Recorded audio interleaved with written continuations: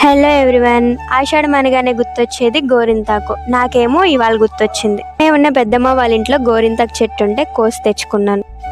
గోరింతాకు అన్న ప్రతిసారి నాకు ఒకటే గుర్తొస్తుంది, ఎర్రగా పండితే తెల్ల మొగుడు వస్తాడు. నాకు తెల్లగా ఉన్నా నల్లగా ఉన్నా పర్లేదు, కానీ మధ్యలో వదిలేసి వెళ్ళిపోయేవాడు మాత్రం వద్దు. గోరింతాకు అంతా కోసుకొని ఇంటికి వచ్చేసి మా నాన్నమ్మ చేతిలో పెట్టాను. చిన్న చిన్న కొమ్మలు ఏమన్నా ఉంటే తీసేది. అవి తీస్తూ మా నాన్నమ్మ ఒక పాతకాలం చిట్కా అయితే చెప్పింది. ఎక్కువ చింతపండు తీసుకుని తక్కువ నీళ్ళల్లో నానబెట్టి బాగా కలిపితే చిక్కటి రసం. మిక్సీ గిన్నెలో గోరింతాకు ఆ చింతపండు రసం వేసి మిక్సీ పట్టు, ఇంకేం అవసరం లేదు, బాగా పండుతుంది. వీడియోలో చూడండి చింతపండు ఎంత చిక్కగా కలుపుకున్నాను. అలా కలుపుకోవాలి. అలాగే కొన్ని నీళ్లు వేసుకుని మూత పెట్టేసి మిక్సీ పట్టేయడమే.